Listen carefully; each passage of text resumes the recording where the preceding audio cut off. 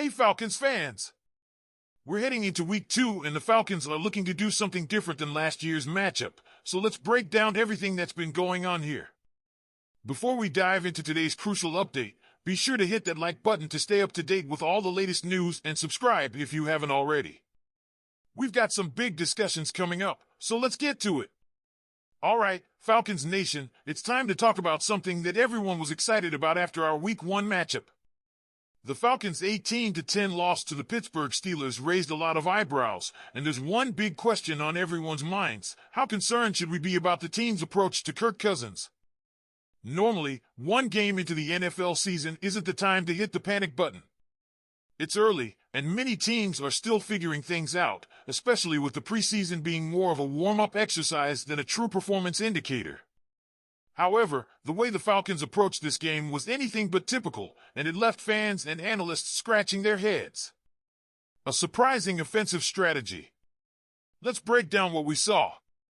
The Falcons deployed an offense that was completely different from what anyone expected, and it wasn't what we saw in the preseason. Almost exclusively, Atlanta used pistol and shotgun formations, a departure from their usual under-center approach. It's hard to ignore the fact that this change could be tied to Kirk Cousins' health. He's recovering from a torn Achilles tendon, and while head coach Raheem Morris insists Cousins is fully healthy, it's a tough sell given the circumstances. The Falcons' offensive game plan was highly predictable. According to ESPN Stats and Info, the team used pistol or shotgun formations on 48 of 50 plays. Of those, there were no designed shotgun runs and an impressive 81% of pistol runs. Any NFL defense worth its salt will quickly spot this kind of predictability. Here's the thing, the Falcons didn't run a single play-action pass. That's right, not a single one.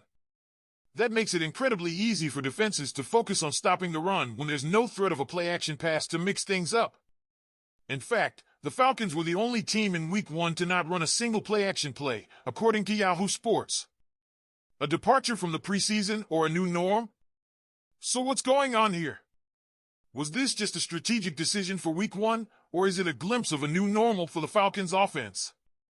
In the preseason, we saw a mix of under-center and shotgun looks, with some effective play-action passes thrown in. But now, under new offensive coordinator Zach Robinson, who came over from the Los Angeles Rams and used pistol formations heavily last season, the Falcons may be trying to establish a new identity. Morris indicated that the game plan was tailored specifically to the Steelers' defense, but the lack of play-action and predictable formations didn't seem to work. One wonders if this approach is a long-term strategy or just an experiment gone wrong. Looking ahead to Week 2. As we look ahead to the Falcons' Week 2 matchup against the Philadelphia Eagles on Monday Night Football, the big question is, what will the offense look like? Will the Falcons revert to their more balanced approach, or will they double down on the pistol and shotgun formations? Whether Kirk Cousins is struggling with an Achilles injury or is simply rusty after not playing in the preseason, it will be a challenge. The offense needs to adapt quickly, and if Cousins can't find his groove, there could be more calls for rookie Michael Penix Jr., who was drafted with the 8th overall pick. The investment in Cousins was substantial, and if he doesn't perform well, it will raise questions about whether the Falcons may need to rethink their quarterback situation. For now, let's see if the Falcons can make adjustments and if Cousins can show improvement with one game under his belt.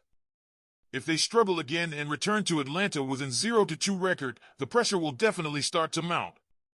What do you think? So, Falcons fans, what do you think? Are you concerned about the offense's approach and Kirk Cousins' performance? Do you think we'll see adjustments in Week 2, or is it time to start worrying about the quarterback situation? Leave your thoughts in the comments below. Alright, Falcons Nation, it's time to talk strategy. After a rough Week 1 performance, the Atlanta Falcons need to make some adjustments to get back on track. Here are 3 key players who need to be more involved as we head into Week 2. First up is Drake London. Where was London in Week 1? The plan was to integrate all of Atlanta's stars into the offense, but London seemed nearly invisible on the field.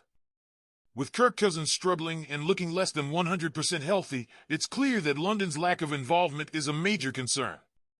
The Pittsburgh Steelers secondary may be strong, but they lack a shutout cornerback who should have kept London out of the game.